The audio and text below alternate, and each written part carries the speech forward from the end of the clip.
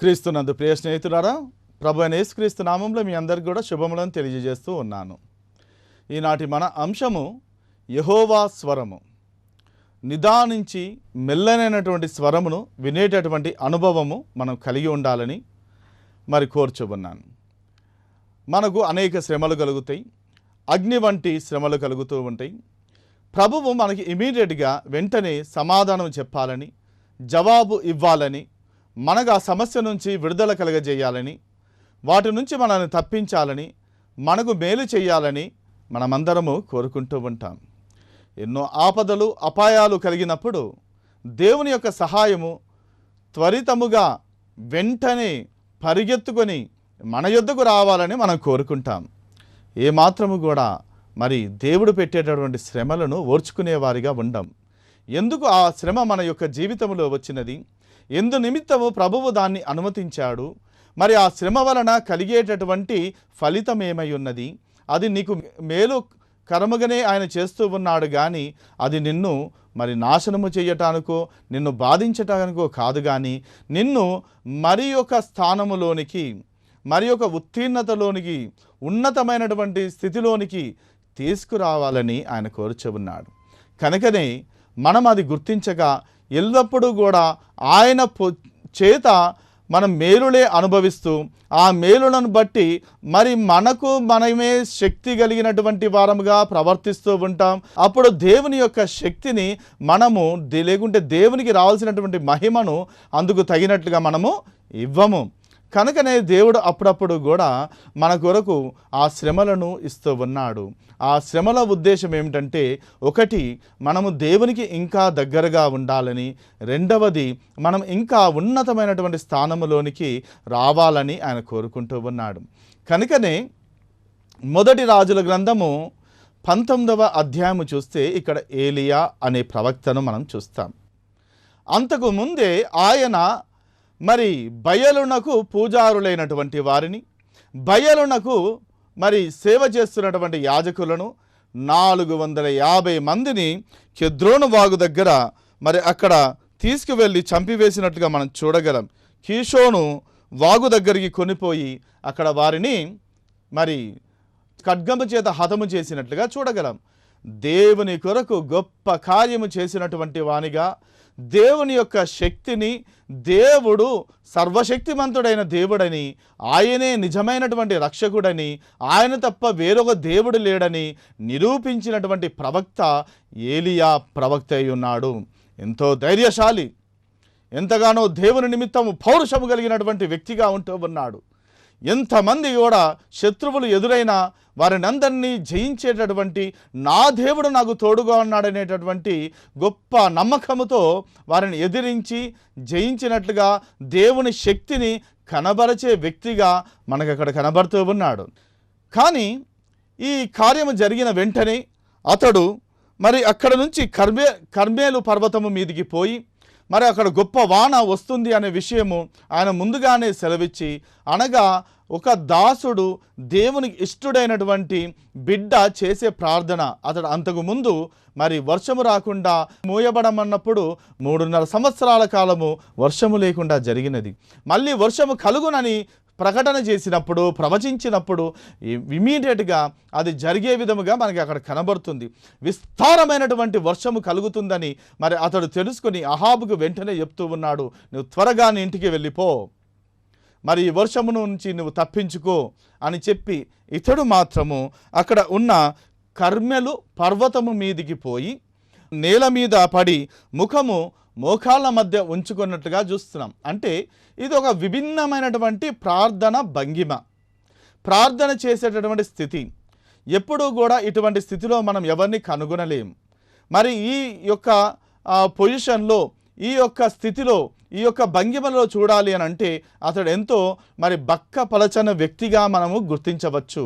ఏలియా ప్రవక్త ఆ విధమైన కృంగుదలలో ఉన్నప్పుడు, యెజబెలు అంతకు ముందే అహాబు ముందర ఎంతో శూరకార్యము చేసినటువంటి ఈ ఏలియా అహాబు వెళ్ళి ఈ విషయము గురించి తన భార్య అయినటువంటి యెజబెలుతో చెప్పినప్పుడు, యెజబెలు రేపటి దినమున ఈ సమయానికల్లా నీవు కూడా వారితో కలిసిపోదువు, నీవు మరణాన్ని తప్పించుకోజాలవు అని చెప్పినట్లుగా, భయపెట్టినట్లుగా చూస్తూ ఉన్నాం.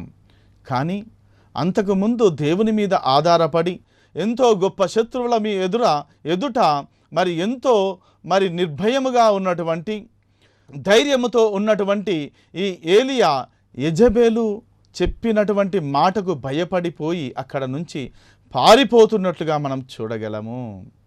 అనగా ఎంత గొప్ప శక్తిమంతుడు, ఎంత గొప్పగా దేవుడు ఇతన్ని ఆశీర్వదించాడు, ఎన్ని క్రూర కార్యములు ఇతని ఎడల జరిగించాడు.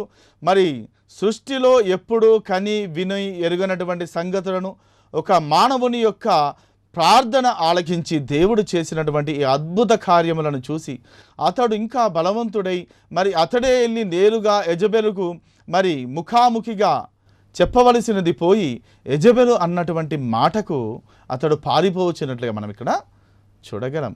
కనుక అతడు అక్కడ నుంచి బెయేర్షెబాకు పారిపోయాడు. యూదయ దేశంలో ఉన్న బెయేర్షెబాకు పారిపోయి తన దాసుని అక్కడనే ఉండమని చెప్పి ఒక దిన ప్రయాణము చేసి బదరీ వృక్షము కింద కూర్చుండి మరి అక్కడ ప్రార్థిస్తున్నట్టుగా మనం చూడగలం. మరి భయపడుతున్నట్టుగా చూడగలం. అప్పుడు దేవుని యొక్క దూత వచ్చి ఏలియాతో అంటుంది, నీవు లేచి అక్కడ ఉన్నటువంటి ఆహారాన్ని భుజించు అని. అంటే అతడు లేచి చూసినప్పుడు కాల్చబడినటువంటి అప్పమును నీళ్ళ బుడ్డియు కూడా అక్కడ అతడికి ఉన్నట్లుగా మనం చూడగలం. కనుక ఆహారాన్ని భుజించినట్లుగా మళ్ళీ అతడు పండుకున్నప్పుడు నీవు తిరిగి లేచి రెండవ మారు ఆహారాన్ని భుజించు, నీకు నీ శక్తికి మించినటువంటి కార్యము నీకు నిర్ణయింపబడ్డది, 40 దివారాత్రములు నీవు ప్రయాణము చేయవలసినటువంటి పరిస్థితి ఉంటూ ఉందని దేవదూత చేత హెచ్చరింపబడ్డాడు. అనగా ఎప్పుడైతే కూడా మనము బలహీనులమైపోతూ ఉన్నామో, దుఃఖములో ఉంటూ ఉన్నామో, నీవు దేవుని బిడ్డవే కానీ ఒక్కొక్కసారి నీవు భయపడిపోతున్నటువంటి దాన్ని బట్టి శత్రువుని చూసి నీవు భయపడి మరి విసుగు చెందుతూ ఉన్నావు. కాబట్టి నిన్ను రక్షించడానికి దేవుడు మరి చూపించినటువంటి సదుపాయము తన దూతలను మనకు సేవకులుగా పంపిస్తాడనే విషయాన్ని ఇక్కడ మనం గుర్తించవచ్చు. దేవదూత ద్వారా అతన్ని నెమ్మది కలిగిస్తూ ఉన్నాడు, అతనికి ఒక గ్యారంటీని ఇస్తూ ఉన్నాడు. అదే విధముగా ఆశ్చర్యకరమైనటువంటి భోజనమును అతడు చేశాడు. అద్భుతమైనటువంటి భోజనమును కూడా అతడు అక్కడ చేసినట్లుగా మనం చూడగలం. 2 మారులు ఆ విధమైనటువంటి ఆహారాన్ని భుజించినటువంటి ఏలియా అక్కడ నుంచి 40 దివారాత్రములు ప్రయాణము చేసి దేవుని పర్వతమని పేరు పెట్టబడినటువంటి హోరేబునకు వచ్చి ఉన్నాడు. హోరేబునకు వచ్చినప్పుడు అక్కడ ఒక గుహలో ఉండి అతడు బస చేసినట్లుగా, గుహలో దాగుకున్నట్లుగా మనం చూస్తున్నాం. శత్రువు నుంచి ఎంతో దూరంగా పారిపోయాడు, అయినా అక్కడ దాగుకున్నాడు. దేవుడు అతనికి అభయమిస్తున్నాడు, ఆపన్న హస్తమును చాచాడు, అయినా ఇతడు భయపడుతూ ఉన్నాడు. ఇతడు ఆ గుహలో ఉన్నప్పుడు దేవుని యొక్క వాక్కు అతనికి ప్రత్యక్షమై మరి అంటూ ఉన్నది కదా, ఏలియా ఇచ్చట నీవేమి చేయుచున్నావు అని అడిగినట్లుగా చూస్తున్నాం. అనగా ఏలియా, నిన్ను నేను ఎన్నుకున్నాను, నిన్ను ప్రవక్తగా నియమించాను, రాజుల మీద కూడా అధికారం నీకు ఇచ్చాను, శత్రువుల మీద కూడా నీకు మరి జయమునిచ్చాను, అయినా నీవు ఎందుకు ఈ విధంగా ఉన్నావు అని ప్రశ్నిస్తున్నట్లుగా, తనకు కలిగినటువంటి యెజబెలు చెప్పినటువంటి దాన్ని బట్టి అతడు కలిగిన భయమును బట్టి నా ప్రాణమును తీసుకో అన్నట్లుగా కూడా అతడు ప్రార్థన చేసినట్టుగా అక్కడ చూడగలం. మరణాపేక్ష గలవాడై మరి అతడు అంటూ ఉన్నాడు, నా పితరుల కంటే ఎక్కువ వాడను కాను, ఇంత మట్టుకు చాలును, నా ప్రాణము తీసుకొనము అని అక్కడ ప్రార్థన చేసినప్పుడు దేవుడు అతనికి మరి ఈ గొప్ప ప్రయాణమును ఏర్పాటు చేస్తే ఇక్కడికి కూడా వచ్చి అదే విధమైనటువంటి సమాధానం ఇస్తూ ఉన్నాడు. అంతకుముందు దేవదూత వచ్చి అతన్ని మరి సముదాయించినట్లుగా చూడగలం, అద్భుతమైనటువంటి ఆహారాన్ని భుజించినట్లుగా చూడగలం, శక్తికి మించినటువంటి ప్రయాణం చేసినటువంటి వానిగా చూడగలం, శత్రు భయము లేకుండా వేరొక దేశంలోనికి, యూదయ దేశంలోనికి వచ్చినట్టుగా చూడగలం. అయినా కూడా భయపడుచు అంటూ ఉన్నాడు కదా, నా శత్రువులు నా ప్రాణమును తీయాలని చూస్తున్నారు అని అన్నప్పుడు ఇతనికి ఏ విధంగా మరి సమాధానం చెప్పాలని ప్రభు అంటూ ఉన్నాడు కదా, నీ వెళ్ళి ఆ పర్వతము మీద దేవుని సముఖమందు నిలిచి ఉండు అని చెప్పారు. చెప్పినప్పుడు ఏం జరిగింది, అంతటా యెహోవా ఆ వైపు సంచరింపగా బలమైన పెనుగాలి లేచెను, యెహోవా భయమునకు పర్వతములు బద్దలాయను. మొట్టమొదట మరి అతడు వెళ్ళి దేవుని సముఖమున ఆ పర్వతము మీద నిలిచి ఉన్నామన్నప్పుడు యెహోవా ఆ వైపున సంచరించినప్పుడు పెనుగాలి తుఫాను లాంటిది వచ్చి అక్కడ ఉన్నటువంటి పెనుగాలి వలన యెహోవా భయమునకు పర్వతములు బద్దలైపోయినట్లుగా చూస్తూ ఉన్నాం.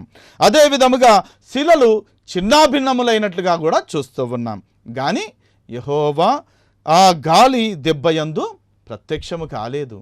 అదే విధముగా ఇంకొక మారు మహాభూకంపము కలిగినది, తన పాదముల కింద భూమి కంపించిపోతూ ఉంది. అయినా కూడా ఆ భూకంపములో నుంచి కూడా దేవుడైన యెహోవా అతనికి ప్రత్యక్షము కాలేదు. దాని తర్వాత ఒక గొప్ప మెరుపు పుట్టినదంట. ఆ మెరుపు నందు యెహోవా ప్రత్యక్షము కాలేదు. అంటే 3 విషయాలు మన యొక్క జీవితంలో కలిగే శ్రమను బట్టి మనము ఈ విధంగా అన్వయించుకుంటూ ఉంటాం, ఈ విధంగా ఆలోచిస్తూ ఉంటాం. ఏంటంటే గొప్ప పెనుగాలి వంటిది, గొప్ప తుఫాను వంటిది నా జీవితంలో ఈ యొక్క శ్రమలు రేపబడి ఉన్నాయి, నా మీదికి వస్తున్నాయి, నన్ను అణచివేస్తున్నాయి, నన్ను కొట్టుకొని పోయే వానిగా, ధూళికి కొట్టుకొని పోవు వానిగా నన్ను చేస్తూ ఉన్నాయి. నాకు ఎవరు సహాయం చేస్తారు? దేవుడు నాకు ప్రత్యక్షము కావట్లేదేంటి? దేవుడు నాకు దూరముగా ఉన్నాడు, నాకు సహాయం చేయట్లేదు, నాతో మాట్లాడటలేదు, నాకు ఎక్కడ కూడా స్వాంతన లభించకపోతూ ఉంది అని మనము ఎదురు ప్రశ్నిస్తున్నటువంటి వారిగా ఉంటాం. దేవుని యొక్క సమాధానం కొరకు ఎదురు చూడము. మనకు కలిగిన శ్రమను బట్టి ఆ శ్రమకు ఉన్నటువంటి విలువను, ఆ శ్రమకున్న దాన్ని బట్టి మనము ఆ శ్రమను ఇంకా గొప్పదిగా చేసి చూపించే ప్రయత్నమే చేస్తాం. అంతేగాని దేవుని యొక్క శక్తి ఏమిటో మనము ఆలోచన చేయము, దేవుని మీద ఆధారపడము. కనుక ఈ సమస్య అంతకంతకు పెద్దదైపోతుంది, కొండంతగా పర్వతమంతగా ఎదిగిపోతూ ఉంటుంది.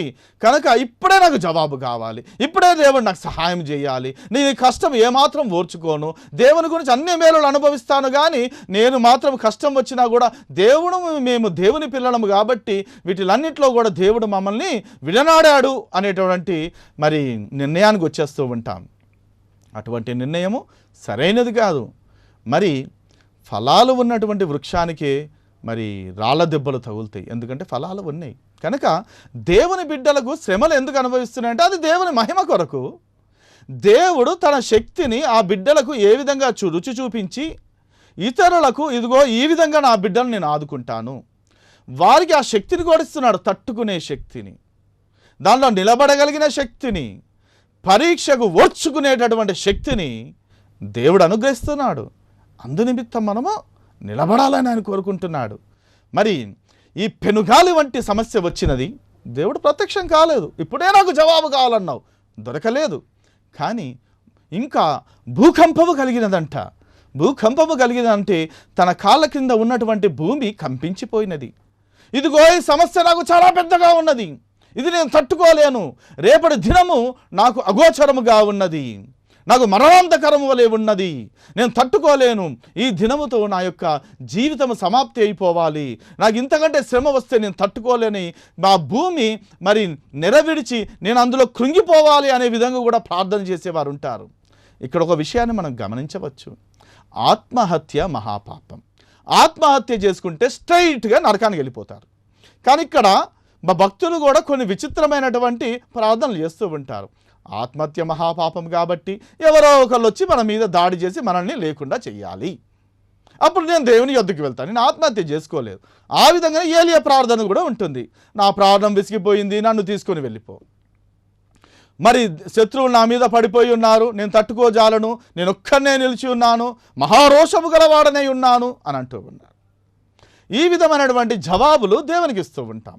అదేవిధంగా ఈ భూకంపము కలిగినప్పుడు ఆ భూమి కంపించిపోయినా కూడా యెహోవా అందులో కూడా దేవుని ప్రత్యక్షత అందులో కూడా కలగనప్పుడు భయముతో ఉంటూ ఉంటాం. ఇంత గొప్పగా ప్రార్థన చేస్తున్నానే, ఎన్నో మంచి పనులు నేను చేస్తూ ఉన్నానే, దేవుని కొరకు నేను నిలబడి ఉన్నానే, అయినా దేవుడు నాకు సహాయం చేయట్లేదు ఎందుకు అని అనుకుంటూ ఉంటాం. దాని తర్వాత 2 గొప్ప సమస్యలు వచ్చినాక పెద్ద పెనుగాలిది, దాని తర్వాత భూకంపం, ఆ తర్వాత వచ్చినటువంటిది ఒక గొప్ప మెరుపు పుట్టినదంట. ఆ మెరుపునందు కూడా అంటే పిడుగు పడ్డది. పిడుగు వలన కూడా అనేక మంది చనిపోతూ ఉంటారు. అనేకమైన ఆస్తి నష్టం కూడా కలుగుతుంది, ప్రాణ నష్టము కలుగుతుంది. మరి యొక్క ఆహార ధాన్యము అటువంటి పంట పొలాల్లో కూడా అనేక సమస్యలు కలుగుతూ ఉంటాయి. కానీ అటువంటి మరి ఈ పిడుగు పాటుకు కూడా అటువంటి పిడుగు వంటి సమస్యలు మన మీదికి పైనుంచి వచ్చినా అంటే గాలికి వచ్చే సమస్యలు మనం కోరుకొనకుండానే అవి ఆ విధంగా వస్తూ ఉంటావని, ఒకప్పుడు మనం నిలిచిన స్థానములోనే కూడా మనకు సమస్యలు రావచ్చని భూమి మీద నిలిచి ఉండగానే ఇవి లేకపోయినా మరి పైనుంచి కూడా వచ్చే సమస్యలు ఉంటాయి.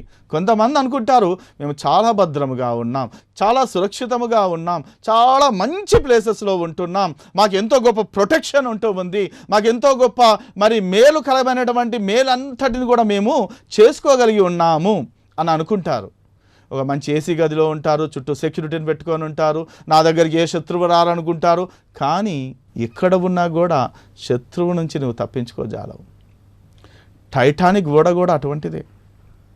టైటానిక్ ఓడను కూడా మరి తయారు చేసుకున్నప్పుడు అందులో ప్రయాణిస్తున్న వారు, దాన్ని తయారు చేసినటువంటి వ్యక్తి, దేవుడు కూడా ఏమీ చెయ్యలేడు, దీన్ని ఎవరు డ్యామేజ్ చేయలేరంటే మనము మన సమస్యల్లో ఉన్నప్పుడు ఆ సమస్య యొక్క తీవ్రతను బట్టి ఆ సమస్యను వివరిస్తూ ఆ సమస్యల్లో కూరుకుపోయి ఆ సమస్య మన నడినెత్తి మీద పడేటంతగా మరి భరిస్తూ మనం మోయలేనట్టుగా మనమే మోసేటటువంటి వారిగా ప్రవర్తిస్తూ అంటూ ఉంటాము. కానీ దాని తర్వాత దేవుని స్వరం వినాలంటే నువ్వు నెమ్మదిగా నీ ప్రార్థన అయిపోయిన తర్వాత నీవు ఇప్పటి వరకు కూడా నీవు దేవునికి నీ మనవులను ఏకరువు పెట్టావు, నీ మనవులను నీ యొక్క కోరికలను తెలియజేశావు. ఇప్పుడు దేవుని యొక్క మాట కూడా వినాలి కదా. దేవుని మాట వినకుండా నీవు ఏ విధంగా ఆ యొక్క సమస్య నుంచి విడుదల కలుగుతుంది? మరి దేవుడు ఇచ్చే జవాబు వినకుండా అనగా నీవు చేసే ప్రార్థన చేసిన తర్వాత దేవుడు ఇటువంటి కఠోరమైన శ్రమల్లో ఎప్పుడైతే కూడా నా ప్రాణము తియ్యి నేను సస్తాను అంటే దేవుడు అక్కడ నీకు ప్రత్యక్షము కాడు. దేవుడు చంపే దేవుడు కాదు, దేవుడు నిలబెట్టే దేవుడై ఉన్నాడు, దేవుడు నీకు జీవము పోసే దేవుడై ఉన్నాడు. నిన్ను అనేక మందికి సహాయం చేసే వ్యక్తిగా నిన్ను చేయాలనుకుంటుంటే నేను సస్తాను అనే మాట ఇక్కడ అంటూ ఉంటే దేవుడు చచ్చే వాళ్ళకి ప్రభువు కాడు, సజీవులకే ఆయన దేవుడు. కనుక ఆ కార్యము ఇక్కడ ఆయన చెబుతూ ఉన్నాడు. కనుక అంతా తీరిన తర్వాత మెల్లగా మనము చెప్పటం కాదు, కానీ అసలు దేవుడు ఈ యొక్క సమస్యకి ఏం జవాబు చెప్తున్నాడు అని ఆయన యొక్క సన్నిధిలో నీవు కనిపెట్టుకున్నప్పుడు నీవు నిమ్మలముగా మౌనముగా ఉండి నీవు భూమి మీద ఉన్నావు, ఆయన ఆకాశమందున్నాడు. కనుక నీవు ఆయన ముందర మౌనముగా ఉండి నీవు ఆలకించడం మొదలుపెడితే ఆ మెల్లనైన స్వరాన్ని నీవు వినగలవు. ఆ మెల్లనైన స్వరములో ఎంతో సమాధానం ఉంటుంది, శాంతి ఉంటుంది. ఆ మెల్లనైన సమాధానము, ఆ యొక్క స్వరములో నీకు సమాధానం దొరుకుతుంది.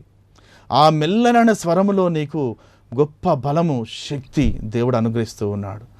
ఆ మెల్లనైన స్వరము నీలోనికి ప్రవహిస్తూ పోతుంది, నిన్ను ఆవహిస్తూ ఉంటుంది, నిన్ను సంపూర్ణముగా తన యొక్క స్వాధీనంలోనికి దేవుడు తీసుకొని వెళ్తూ ఉన్నాడు.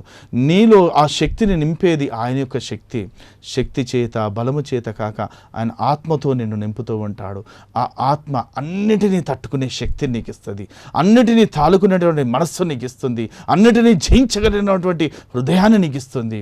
కనుక ఆ మెల్లనైనటువంటి స్వరాన్ని, నిమ్మలమైనటువంటి స్వరాన్ని నీ వినాలని ఆయన కోరుకుంటూ ఉన్నాడు. నువ్వు ప్రార్థన చెయ్యి, దాని తర్వాత దేవుని జవాబు కొరకు కూడా కనిపెట్టుకో. దేవుని జవాబు నేరుగా నీతో మాట్లాడవచ్చు, నీ వాక్యము ద్వారా మాట్లాడవచ్చు. మరి ముఖ్యముగా దేవుని జవాబు తెలియజేసేది బైబిల్ గ్రంథమే. బైబిల్ గ్రంథములో నుంచి ఆయన తన వాక్కును మనకు వెల్లడి చేస్తాడు. బైబిల్ గ్రంథము ప్రతి దినము కూడా నీవు చదవాలి. యేసయ్య మార్గము, దివ్య మార్గము, జీవ మార్గము చెప్పేటటువంటి వ్యక్తివి, సాక్ష్యం ఇచ్చేటటువంటి వాడవు నీవే అయి ఉన్నావనే సంగతిని నీవు జ్ఞాపకం చేసుకో. కనుక దేవుడైనటువంటి యెహోవా ఆ మెల్లైన స్వరముతో ఏలియాతో మాట్లాడటము మొదలుపెట్టినప్పుడు మళ్ళీ ఆయన అంటూ ఉన్నాడు, ఏలియా ఇచ్చట నీవేమి చేయుచున్నావు? రెండు విధాలుగా, ఒక విధముగా ఆయనను నేనున్నానని భరోసా ఇస్తున్నాడు. రెండవది, నీవిక్కడ ఏం చేస్తున్నావు అని హెచ్చరిస్తూ ఉన్నాడు ఆయన. మరి ఒకసారి ఆయన ఇతని ప్రార్థన మారలేదు. ఇన్ని అద్భుతాలు చూశాడు, ఇన్ని మేలులను చూశాడు, దేవుని కార్యాలు రుచి చూస్తూ ఉన్నాడు. అన్నీ మర్చిపోయి ఇప్పుడే పెద్ద సమస్య ఉంది కదా అన్నట్టుగా ప్రవర్తిస్తూ మళ్ళీ తన యొక్క సమస్యను మళ్ళీ చెప్పుకుంటున్నాడు. అప్పుడు అతడు అంటాడు కదా, ఇజ్రాయేలు వారు నీ నిబంధన త్రోసివేసి నీ బలిపీఠమును పడగొట్టి నీ ప్రవక్తలను ఖడ్గము చేత హతము చేసిరి. సైన్యములకు అధిపతియగు దేవుడునగు యెహోవా కొరకు మహారోషము గలవాడని నేను ఒకడును మాత్రమే మిగిలియుండగా వారు నా ప్రాణము తీసివేయుటకై చూచుచున్నారు. అంటే మళ్ళీ నేను సస్తానన్నట్టుగా మాట్లాడుతున్నాడు. ఇన్ని గొప్ప మేలు చేస్తే ఈ సమస్య నుంచి దేవుడు నిన్ను కాపాడలేడా, నిన్ను రక్షించలేడా? అటువంటి కార్యం. అందుకే ఆయన అన్నాడు, సరే ఇక నీ సర్వీస్ చాలు, నీ సర్వీస్ ఇంకొకరికి ఇచ్చేస్తాను. ఏమన్నాడు?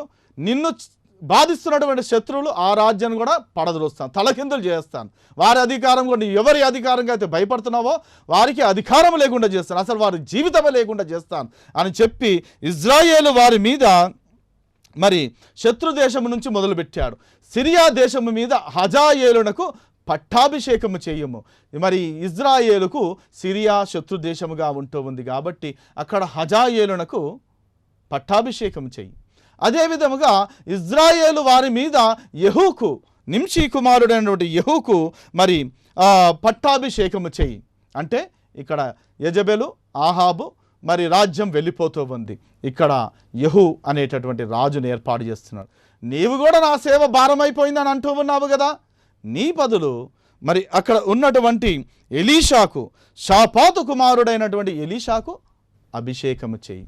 కనుక వీరందరి యొక్క డ్యూటీస్ ముగిసిపోయినాయి, వేరొకరికి అప్పగించబడుతూ ఉంది. అందుకే మాటికి ఇటువంటి మాటలను మనం పలుకక అందుకే ప్రభు అంటున్నాడు, నీవు అనుకుంటున్నావు నీ ఒక్కడవే దేవుని యొక్క భక్తుడవని, నేను ఒక్కనే రక్షణ పొందినానని, నేను ఒక్కనే పరలోకమునికి వెళ్తానని అనుకుంటున్నావు. కానీ అసలు సంగతి విను. ఏలియా బయలుకు మోకాళ్ళు ఊనకయు నోటితో వాని ముద్దు పెట్టుకునకయు నుండు 7,000 మంది నాకు ఇంకను మిగిలే ఉన్నారు. ఆ సంగతి నీకు తెలియదు. నీవు అనుకుంటున్నావు ఒక్కడివే అని. నిన్ను ఏ విధంగా వాడుకున్నానో ఈ విధముగానే ఇంకొక 7,000 మంది ప్రవక్తలు ఉన్నారు. బయలుకు మోకాళ్ళు మరి వంగలేదు. అదే విధంగా అతన్ని ఏ విధము చేత ఎంత భయం వచ్చినా కూడా ముద్దు పెట్టుకోలేదు. అటువంటి వారు నాకు 7,000 మంది ఉన్నారు. ఎంతోమంది. మనం ప్రతి ఒక్కరి రక్షణ గురించి మనము కోరుకోవాలి. మనం సమస్యను చూసి బాధపడవద్దు, ఆ సమస్యను ప్రభువుకు వివరించవద్దు. ఆ సమస్యతో దేవుని యొక్క పేరట ఆజ్ఞాపించాలి. ఆ కొండను ఎత్తి మరి సముద్రంలో పడవేయబడమంటే అది ఎత్తి పడవేయబడుతుంది. అంతేగాని కొండ యొక్క బలము గురించి దేవునికి వివరించాల్సిన పని మనకు లేదు. కనుక దేవుడు ఏ విధంగా మనకి ఇస్తున్నటువంటి పనులను మనము దేవుని యొక్క స్వరాన్ని వినేటటువంటి అనుభవ జ్ఞానంలోనికి మనం రావాలి. దేవుడు చెప్పేటటువంటి కార్యాలను మనం జరిగించాలి. దేవుని స్వరం వినేటటువంటి మనస్సును మనం తెలుసుకోవాలి. అబ్రహాము ఆ స్వరాన్ని విని మేలుకరంగా మారాడు. మరి యాకోబు కూడా ఆ స్వరమును విన్నాడు. అదే విధముగా దావీదు విన్నాడు. నీ జీవితం కూడా ఆ దేవుడు ఆ విధంగా దీవించాలి, ఆశీర్వదించాలని కోరుకుంటున్నాడు. కనుక నీ ప్రార్థనలు వింటున్న దేవునికి ఆయన స్వరాన్ని కూడా వినటము నేర్చుకో. దేవుడు మిమ్మల్ని దీవించునుగాక. ఆమేన్. ప్రార్థన చేసుకుందాం. పరిశుద్ధుడా, ప్రేమ కలిగిన మా పరలోకపు తండ్రి, యెహోవా స్వరము లేళ్లను ఈనజెయ్యును, లెబానోను వృక్షములను వంగజేయును. అవును తండ్రి ప్రభా, నాయన మీరు మీ స్వరాన్ని వినేటటువంటి అనుభవంలోనికి మమ్మల్ని తీసుకుని రమ్ము నాయన. యేసయ్యా, మా ప్రార్థన ఎల్లప్పుడూ ఆలకిస్తున్న దేవుడు, మా సమస్యల్లో మీరు ఎప్పుడూ తోడుగా ఉన్నారు. మేమే తండ్రి ప్రభా మా సమస్యలను బట్టి మిమ్మల్ని చూడలేక పోతున్నటువంటి వారం. కనుక ఆ మెల్లనైన స్వరాన్ని ఆలకించే మనస్సును, మా హృదయంలో స్థిరమైనటువంటి పునాది కలిగినటువంటి ఆ యొక్క మనస్సులో ఆ వాక్యమును విత్తే కృపను, మరి ఎదిగే కృపను దయచేయమేసయ్యా. వీక్షిస్తున్న ప్రతి ప్రేక్షకుని యొక్క హృదయంలో ప్రభా అవి ఎటువంటి సమస్యలైన ప్రభా వాటి నుంచి విడుదల కలిగజేసి, దేవుడవు యేసయ్యా నీవు వారికి తోడుగా ఉన్నావని ప్రభానైనా గ్యారంటీని ప్రభానైనా ఆ యొక్క నిశ్చింతను వారికి దయచేసి ప్రభా, వారి ఇక మొదలుకొని ప్రభా నాయన బహుగా ఫలించని వారిగా, ఇతరులకు మేలు చేసేవారిగా దయచేయమని, ఈ యొక్క కార్యక్రమాన్ని స్పాన్సర్ చేసినటువంటి బిఎన్ విజయ్ కుమార్ గారిని దీవించండి ఆయన. ఆ బిడ్డ ప్రజాసేవలో ఉండగా ప్రభా, ఆ బిడ్డ యొక్క జీవితంలో గొప్ప మేలును అనుగ్రహించండి. ఇటువంటి వాడు మాకు నాయకుడై ఉన్నందుకు ఎంతో దేవునికి స్తుతులు చెల్లించే ప్రజలుగా ఆ బిడ్డలు ఉండటకు సహాయం తెచ్చండి. వారి తల్లిదండ్రులను, తమ్ముళ్లను, వారి కుటుంబాలను కూడా దీవించండి. వీక్షిస్తున్న ప్రతి ఒక్క ప్రేక్షకుని యొక్క జీవితంలో గొప్ప మేలును అనుగ్రహించి మీ స్వరము వారికి వినబడజేయమని యేసయ్య అతి పరిశుద్ధమైన నామమున ప్రార్థన చేయుచున్నాం పరమ తండ్రి. ఆమేన్, ఆమేన్. దేవుడు సదాకాలం మిమ్మల్ని దీవించును గాక.